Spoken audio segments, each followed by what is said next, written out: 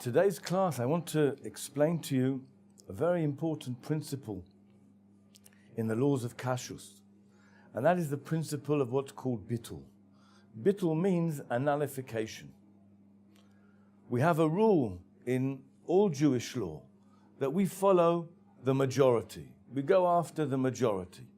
It's true in a Beis Din, and it's also true in the kitchen.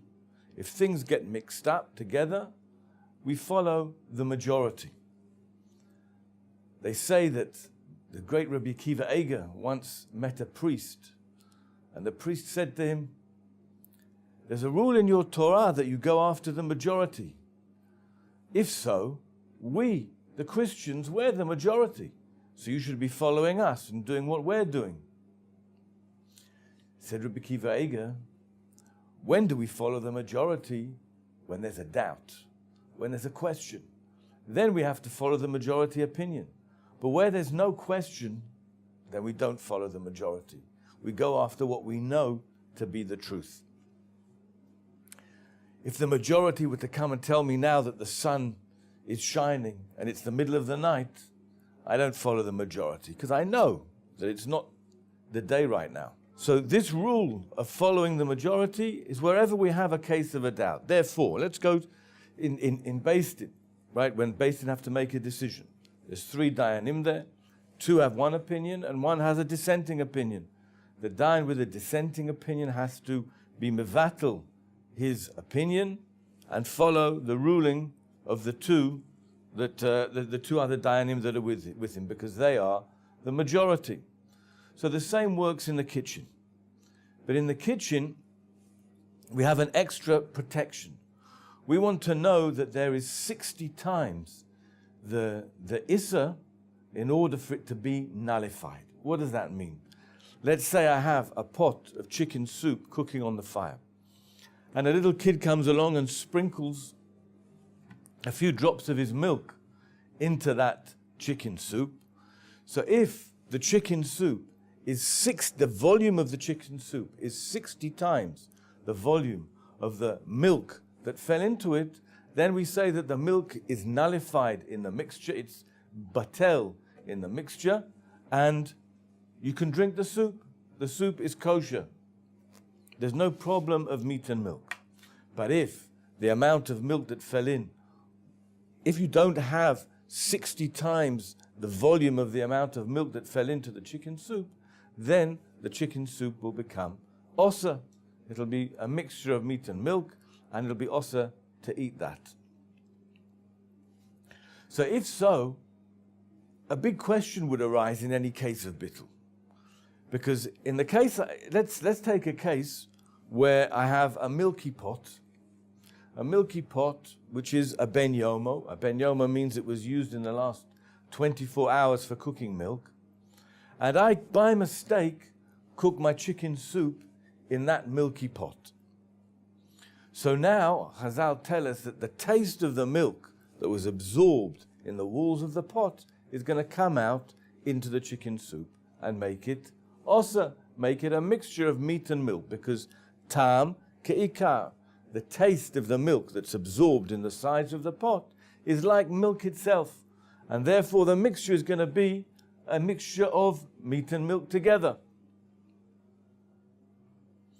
But maybe the amount of milk that's absorbed in the side of the pot, maybe the amount that's going to come out into my chicken soup is less than 60 times the volume of the chicken soup that's cooking in the pot. And therefore maybe it would be nullified.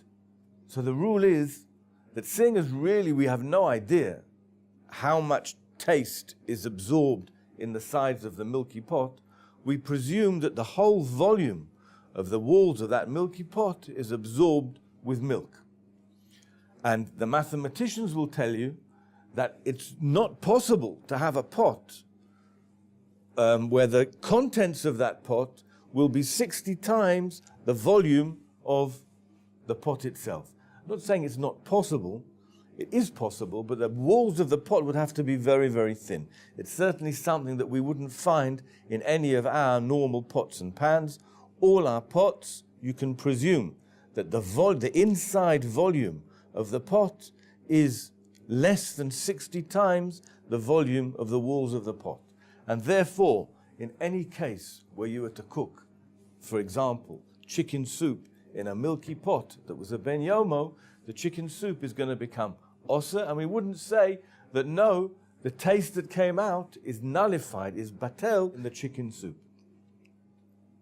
Only where we have the case I mentioned before, a drop of milk, for example, is poured into chicken soup that's cooking on the fire accidentally. In such a case, if we can see that the chicken soup, the volume of the chicken soup is 60 times the volume of the milk that fell in, then we would say that that milk is nullified, it's batel, and you'd be able to drink the soup. And if it's more, then we wouldn't, and you'd now have a mixture of meat and milk. But there are certain cases which we have to know where the rules of bitul, the rules of nullification, don't apply. Those cases are, for example, one of the cases is, you're not allowed to do this, you're not allowed to be mevatel issa lechatchila. In the case that we spoke about before, you have the chicken soup cooking on the fire, and someone dropped a bit of milk in. Let's say that the volume of the chicken soup is less than 60 times the volume of the milk that was spilt in. So now maybe if I take a little bit of more of chicken soup and fall it in and spit it in, so now that I do have 60 times the amount of milk, maybe bitul can work. No. You can't do bitul lachatchila. Bitul is a b'di'evet halacha. If a situation occurs, then we look at the situation and we see if there is bitul, if there's nullification, if the issa has disappeared. But if something gets mixed in together and there is not bitul, there is not 60, so to add in something lechatchila and say, now it's batel, that we're not allowed to do. In such a situation, the rules of bitul don't apply. Another case where the rules of bitul don't apply is in the case of what's called a birya, a whole creation. A birya is literally a creation.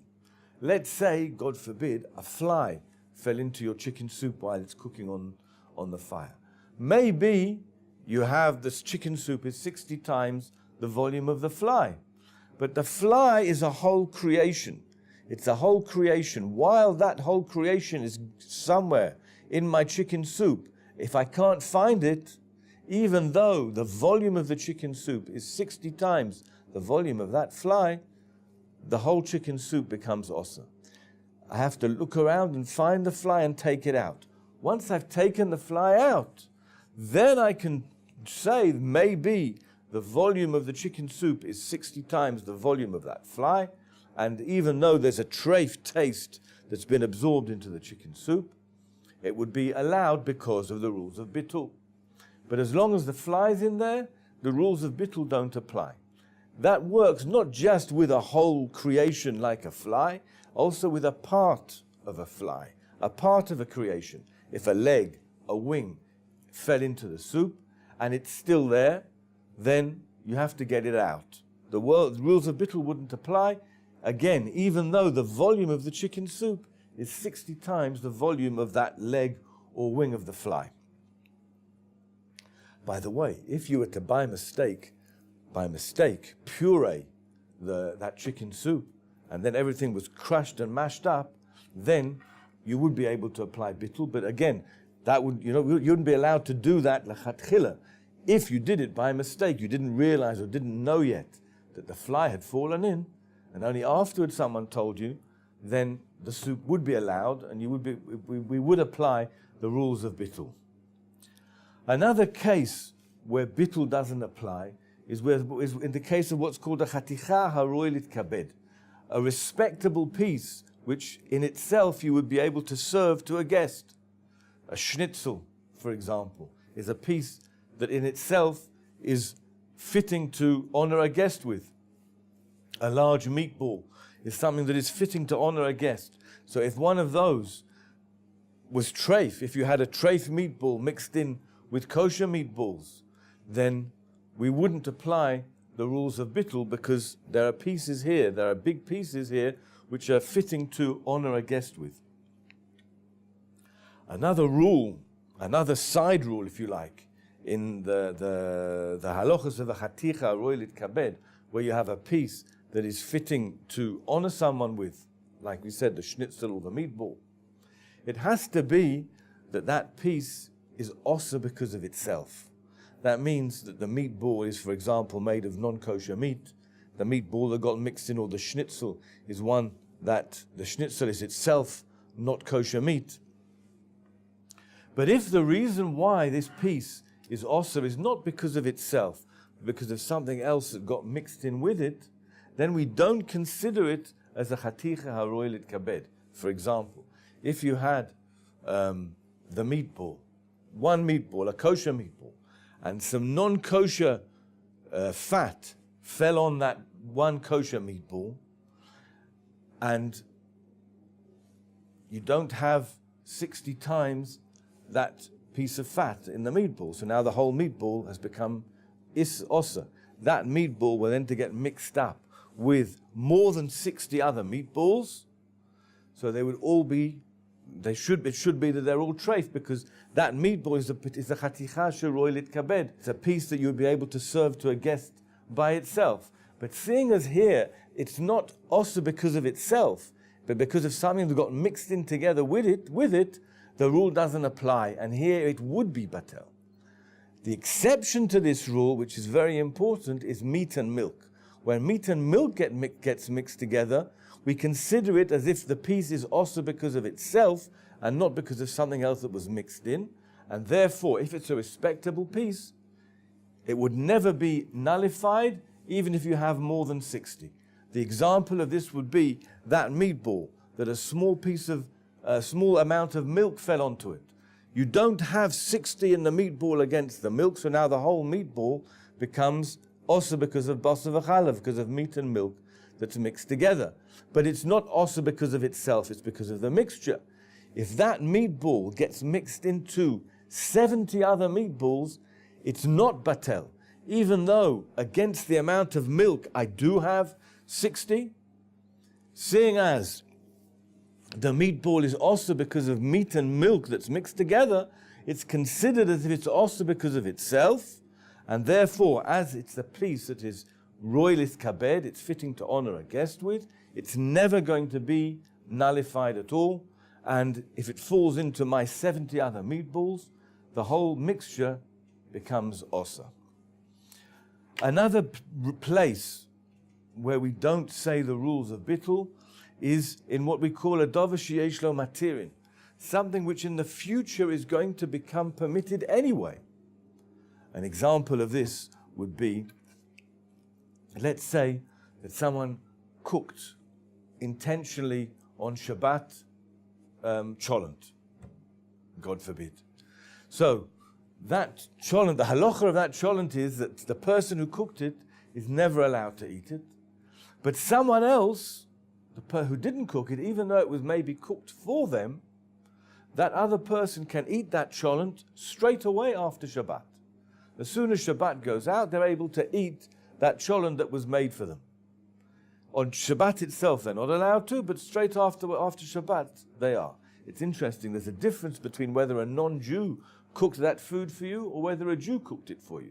If a non-Jew cooked it for you, then you have to wait after Shabbos for the time it would take to cook that food, so you're not benefiting in any way from the work that the non-Jew did for you.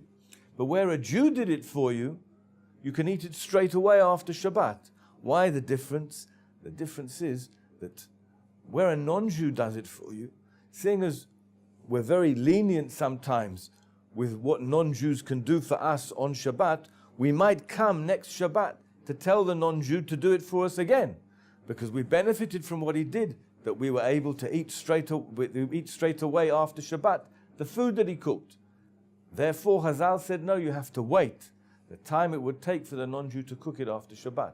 But in the case of a Jew, everyone knows that you can't ask a Jew to do something for you on Shabbat. And so that with the Jew, there's no problem. And therefore, Hazal didn't need to make that extra fine that you have to wait the time it would take to cook that food after Shabbat. But let's get back to what we're talking about. So this cholent that was cooked for you on Shabbat is something that right now you're not allowed to eat it, but after Shabbat you will be able to eat it. That's a davar sheyesh lo matirin. So if that cholent were to get mixed up with a kosher cholent, a cholent that was cooked before Shabbat as it's supposed to be cooked, so now even if you had 60 times the cholent that was cooked be'iso, that was made on Shabbat for you, we wouldn't apply the laws of nullification. We'll say no. Seeing as you can wait until after Shabbat, and then the whole mixture will be permitted anyway, so you wait till after Shabbat, and we don't need to apply now the rules of nullification.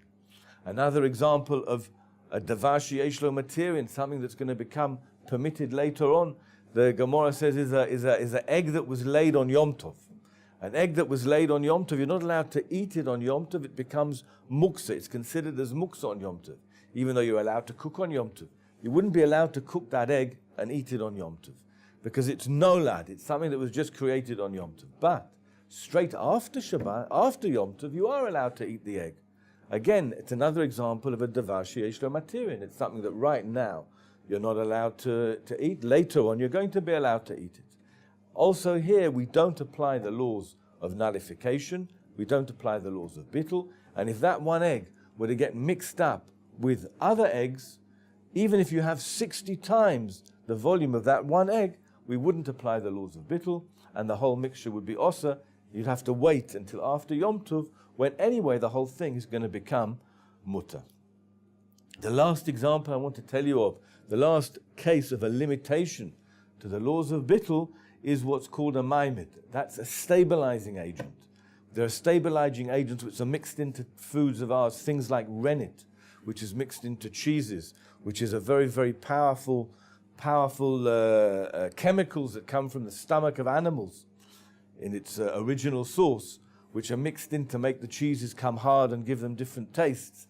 And gelatin is also a type of stabilizing agent. These things, seeing as they have a very powerful effect on the food that they get mixed up in, even if you do have 60 times the volume of them, they are never considered as batel, as if they're nullified. And therefore, rennet that was made from a non-kosher animal makes the whole cheese non-kosher. Gelatin, also, if it was made from a non-kosher animal, there's a big argument about gelatin. There are types of gelatin that are kosher and types of gelatin that are not. And there are arguments about whether gelatin that was made from non-kosher animals can be kosher or not. Without getting into that, gelatin that is not kosher is never going to become nullified in a mixture. It's not going to be batel ever, because it's a powerful chemical agent, stabilizing agent, and even if you have 60 times its volume, it'll never be considered as being batel. So those are general. That's a basic look at the laws of nullification and when they apply. Thank you.